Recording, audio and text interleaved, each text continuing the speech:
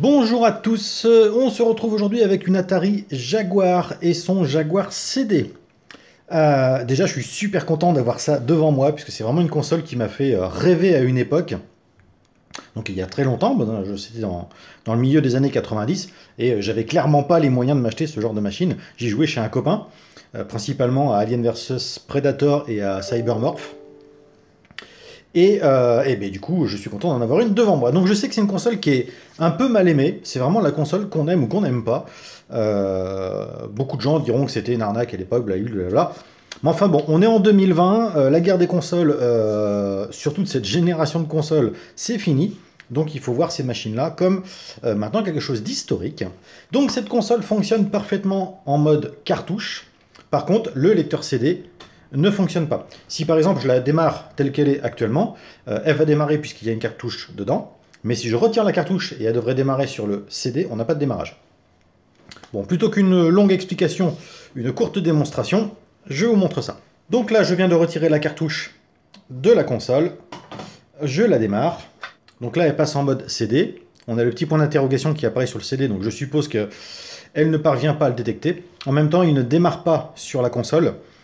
Donc, pour moi, ça sera soit une lentille qui est sale, soit tout simplement le lecteur optique qui est HS.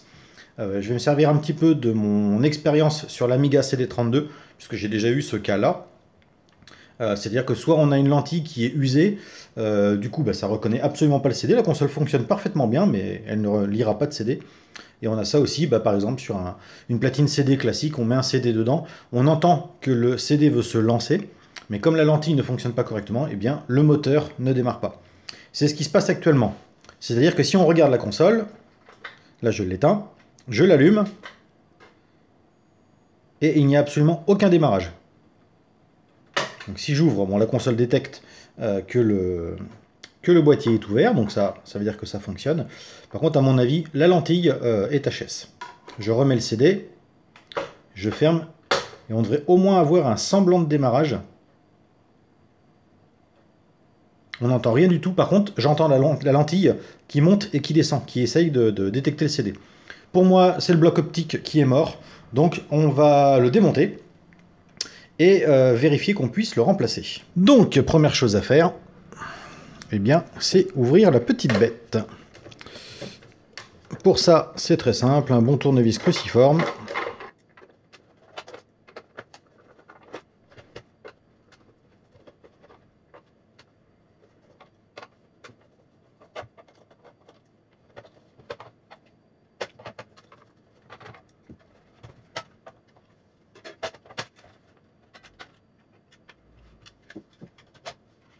Bien, la machine est ouverte. Qu'est-ce qu'on peut voir? Alors, ça, je suppose que c'est le témoin de fermeture. Donc, comme on faisait à l'époque sur les PlayStation pour pouvoir swapper, on peut certainement faire un petit pont pour supprimer la détection d'ouverture du capot. Ça peut parfois être utile. Bon, il y a un petit peu de poussière, mais c'est pas méchant. Le bloc optique se trouve donc là-dessous. Et je ne vois que deux vis ici et deux vis là. Donc on va les supprimer tout de suite.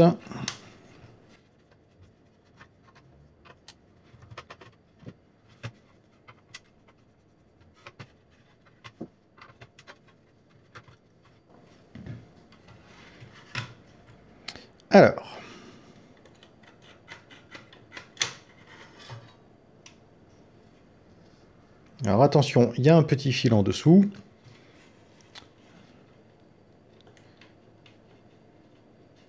Qui se défait très facilement. Et on peut enlever le capot, que l'on nettoiera, parce qu'il y a quelques petites traces de poussière, et ça, les CD, ils aiment pas.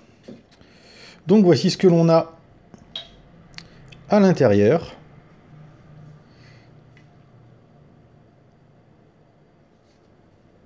Quelques petites traces ici, mais rien de méchant. Pas de condensateur éclaté, hein. La carte est très propre, très belle. Maintenant, comment ouvrir le lecteur. Bon, tout simplement déjà, on va déclipper la nappe. Tac, ça s'enlève très facilement.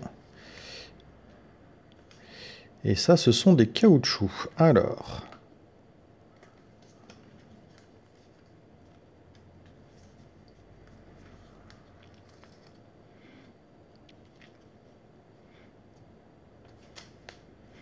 Alors, je pense qu'il faut déclipper le moteur aussi. Tac.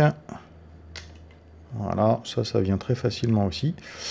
Par contre, vu la configuration... Ah si, il y a une petite encoche ici qui va permettre de passer les fils un par un pour pouvoir sortir le système complet. Mais... Ah oui, d'accord. Tac. Je vais être obligé de décoller le support qui est là si je n'arrive pas à sortir. Si, c'est bon. Hop.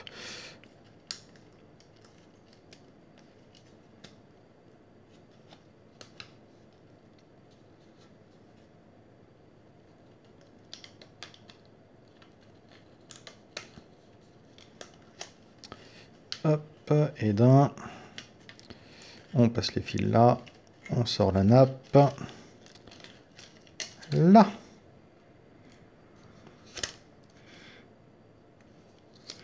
Au début, je pensais que c'était une forme de radiateur comme les plaques en cuivre, mais ça doit plutôt être un isolant. Bien.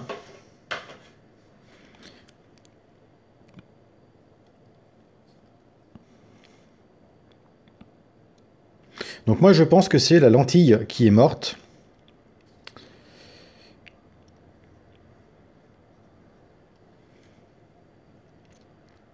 Parce que le reste a l'air plutôt propre.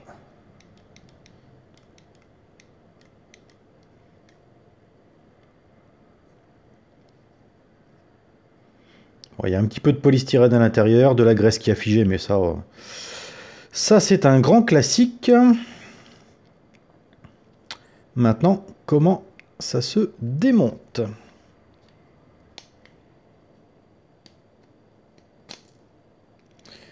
Donc avec un tournevis, on vient chasser le petit morceau de plastique qui est là. Bon, on verra après, je le sortirai. Hop. Ce qui nous permet de sortir la tige métallique.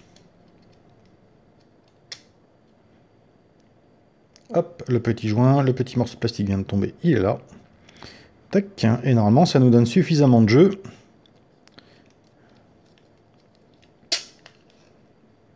Voilà, donc on fait sauter le pignon ici. Tac. Une fois qu'il est retiré, normalement, on a assez de place pour sortir le bloc optique. Voilà. Bon, l'intérieur est très propre. Là-dessus, rien à redire. Ouais, à mon avis, l'électroaimant ne doit plus faire son travail. Bon, enfin bref, par sécurité, on va aller chercher ça. Bon, on va aller sur les forums, on va pas s'embêter. Je vais aller faire un tour sur le site de Darius. Et puis, je pense que je vais trouver la référence de ce petit lecteur. Donc, cette première vidéo se termine ici. La commande est validée, donc maintenant, il n'y a plus qu'à patienter. D'ici un petit mois, vous aurez donc la partie 2 de la réparation de ce Jaguar CD. En attendant, moi, je vais aller me faire un petit Alien vs Predator. Merci d'avoir regardé cette vidéo, et je vous dis à très bientôt.